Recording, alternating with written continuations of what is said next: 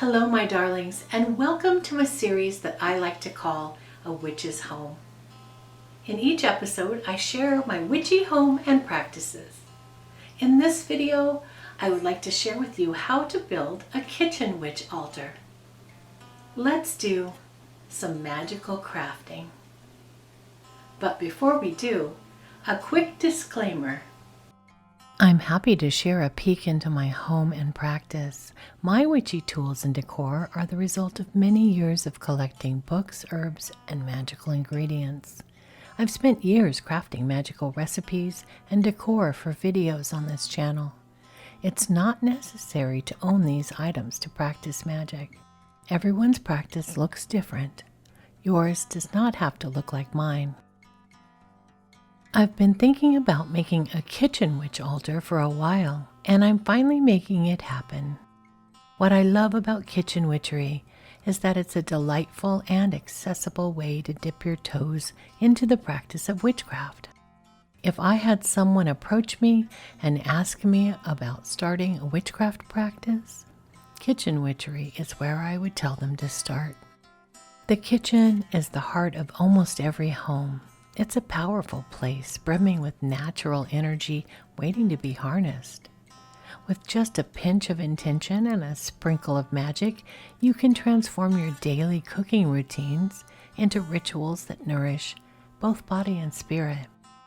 One of the most enjoyable aspects of kitchen witchery is its simplicity and practicality. You don't need elaborate tools or rare ingredients to get started. Your everyday kitchen supplies and pantry staples are all you need. I picked these lavender flowers and rosemary sprigs from my yard. I'm also making little bundles of mint from the grocery store. Stirring a pot of soup clockwise can invoke positive energy, while adding herbs like basil or rosemary can bring protection and love into your home. Every ingredient carries its own unique properties and magical correspondences, and learning about them can be both fun and enlightening. For example, cinnamon is often associated with prosperity and healing, so adding a dash to your morning coffee can infuse your day with a little extra money magic or good health. Beyond the magical properties of herbs and spices, kitchen witchery encourages mindfulness and intention in your cooking. As you chop vegetables, knead dough, or even wash dishes, you can infuse each action with purpose.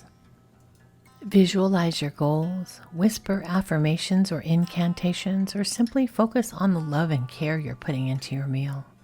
This practice not only enhances the magical aspect of your cooking, but also creates a deeper connection to the food you prepare and to the people you share it with. To be successful with kitchen witchery, I suggest that you lean into creativity and personalization. Every witch's kitchen is unique, and your practice will reflect your individual tastes and traditions. You might create your own family rituals, like baking a special bread for celebrations, or brewing a calming tea for stressful times. You may have special cultural recipes, or recipes that have been handed down from those who have passed beyond the veil. Making and sharing magical meals can strengthen bonds and create lasting memories. Kitchen witchery offers a delicious way to weave magic into your life. Now that I'm done making my herb bundles, it's time to create my altar space. But before I do, a quick message from this video sponsor. This video is brought to you by my patrons. The Magical Crafting Patreon is a space where you can support my work and this channel. There are so many reasons to join. Patreon is where I share the monthly community sigil artwork and post notifications for all of my video content so you never miss an upload. Each month I post reminders and links for my art live stream, my crafting live stream, and my monthly Plan With Me live stream, so you never miss a chance to hang out and craft with me. You can participate in polls and give feedback about what you'd like to see on the channel, and there are lots of rewards every month. Each month I create and share a printable monthly mood board. and digital wallpapers for your phone and tablet. I post a set of 4 printable planner sticker pages with a new monthly color scheme and theme. And I share a printable Book of Shadows page for my patrons. And all of my patrons have access to the large library of my earlier pages as well. In the higher tiers, you can become a pen pal or sigil spellbag patron. And a new reward tier is in the works and coming soon. There are so many reasons to join my Patreon community. I hope you'll visit at the link below the video. I live in a small house with a small kitchen and not a lot of counter space, so I decided to put my altar on a wall instead of a counter. I'm going to use this single shelf for my altar. I measured and marked out where I wanted to put some hooks on the front of the shelf for hanging and drying herbs. Once I was finished, I had 11 hooks, enough for all of my herb bundles.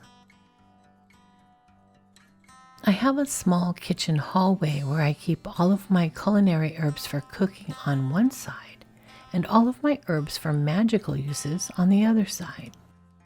I decided to make use of the space above my magical spice rack for my altar. After we put up the shelf, it was time for the most fun part, decorating it.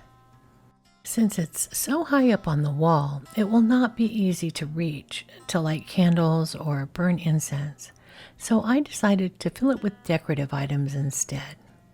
I started with a vintage mortar and pestle and my miniature hanging cauldron. I also added a black ceramic cauldron. This one's a little larger and has a candle inside. Next, I added a kitchen witch spoon wreath that I had just crafted and a ceramic pumpkin I found at a thrift store. I knew as soon as I saw it that it needed to come home with me.